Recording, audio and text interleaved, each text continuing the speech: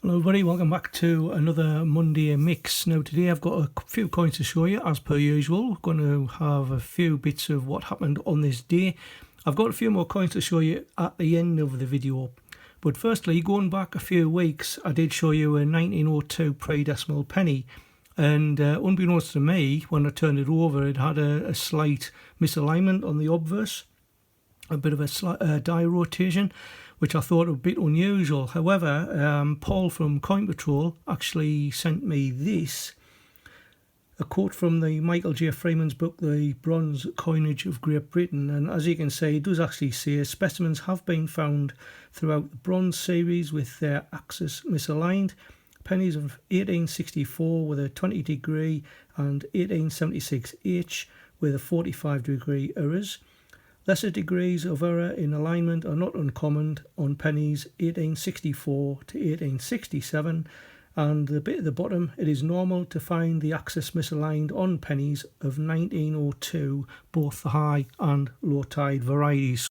So that has answered my question. Right, coin wise, I've got two coins to show you here, both exactly the same. It's the latest in the Star Wars Space Vehicles series. This shows the Rebel Alliance X-Wing. Now I've got two because one I take out of the card and put it into my Big Daddy Date Run album. The other one will be going into the Change Checker album. So I'll start with the reverse done by Lucasfilm Limited.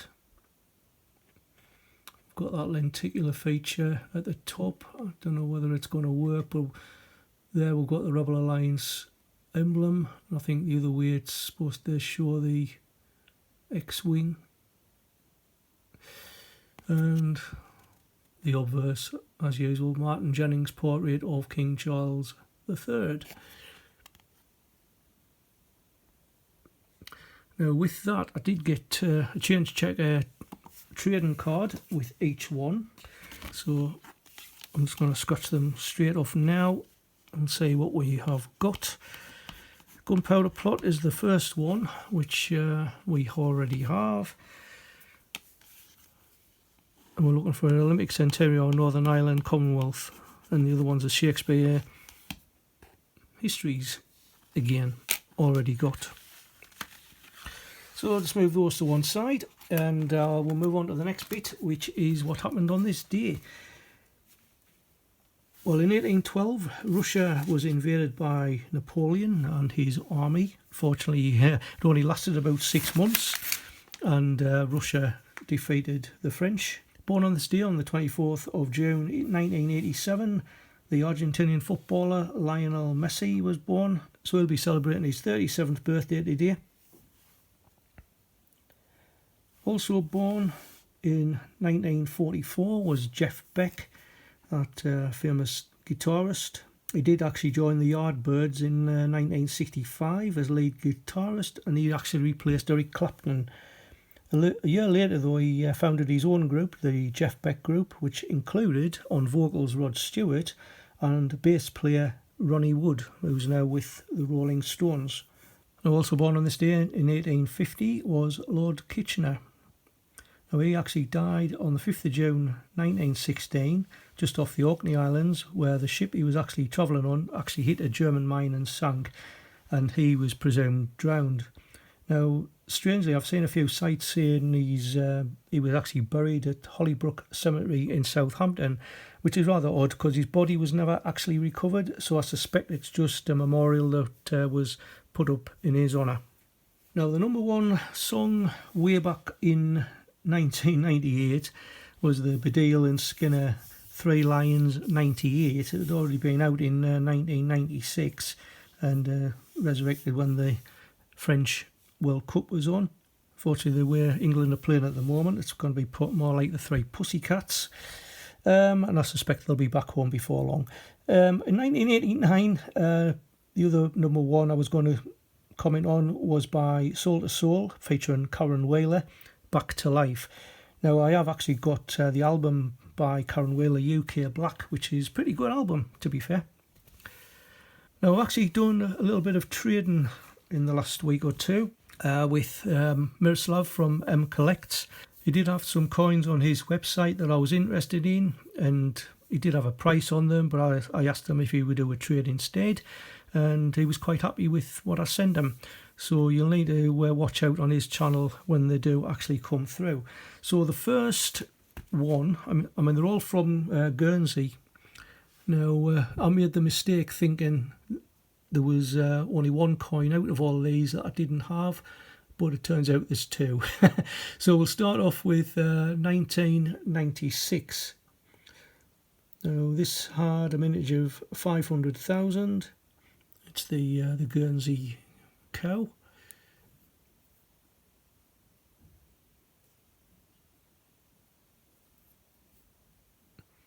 So I don't actually have that one.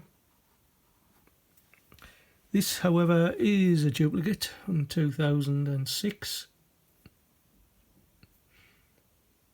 Exactly the same design, although this time we've got the Ain Rank Broadley portrait on it, as opposed to, I think that's the Mackloof portrait, if I remember rightly.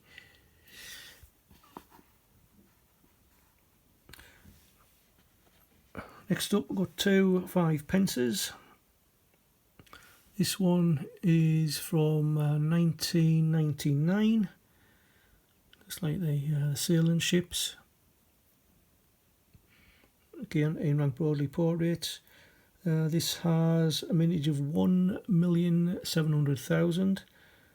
By the way, that other 2006 2-pence had a mintage of 1,322,000. Another 5p, this time from 2010.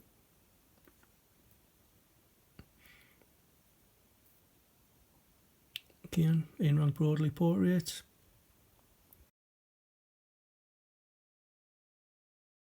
And this mintage is actually unknown.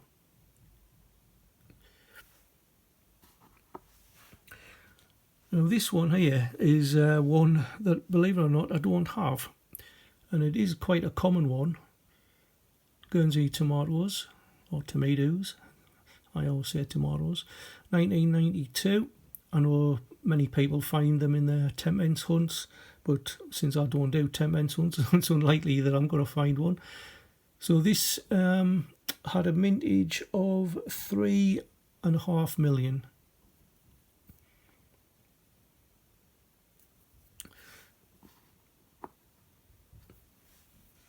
Next up, we've got a 20-pence coin from 1992.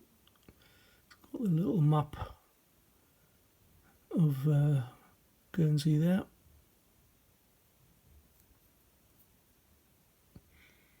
This one has a mintage of 800,000. 2003, same design. Different portrait. This one I don't have either. 732,600 is the mintage figure. And last but not least, another duplicate which I did know about. I think this is the one that I was aware of. 2012 Guernsey Freesia Flowers. And this has a mintage of 731,250. So I'm just going to spin the camera now, and then we'll do a spotlight on. Now, since I've already mentioned that Lord Kitchener was born on this day in 1850, I thought it was a good idea to do a spotlight on the Lord Kitchener coin from 2014. Now, this coin actually celebrated the outbreak of World War One, but a lot of people do actually call it the Lord Kitchener coin for obvious reasons. As you can see there, mintage of 5,720,000. Now, New Mister does actually say the BU mintage figure was 59,688, but if you check on the Royal Mint commemorative coins for that year, there was actually 13,865 put into annual sets. There was 10,490 in philatelic numismatic cover, and there was also 40,357 that may have been just put into their individual Royal Mint packaging. So that gave a mintage of 64,712. And the proof figures I've got here is 14,124. Now, this picture here was actually taken from a recruitment poster of the period, way back in 1914. However, it was actually started out its life as a front cover for a magazine called London Opinion. Now, it was a weekly magazine that ran from 1903 to about 1939. It had only cost 1 penny. The poster was originally designed by Alfred Leete, that's spelled L-E-E-T-E, for the front cover of London Opinion, but it was subsequently changed into a recruitment poster.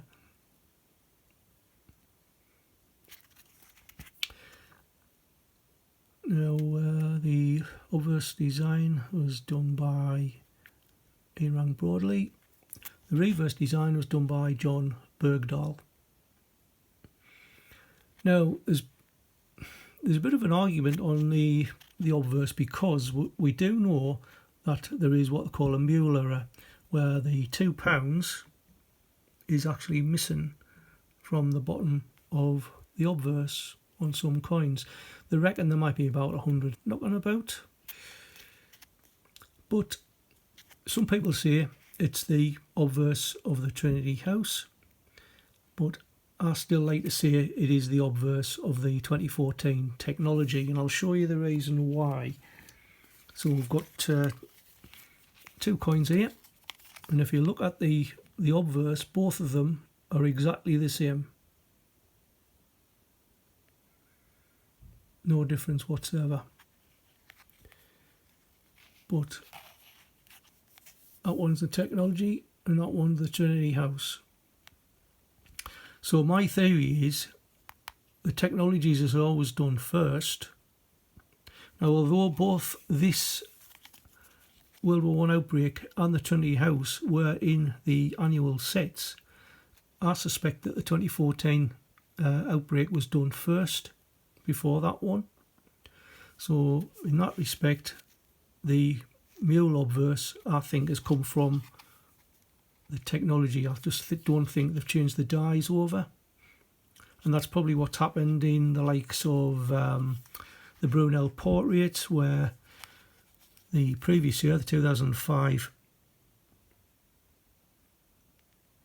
gunpowder plot edge inscription ended up on the 2006 Brunel portrait, and similarly the 2016 Army for King and Country.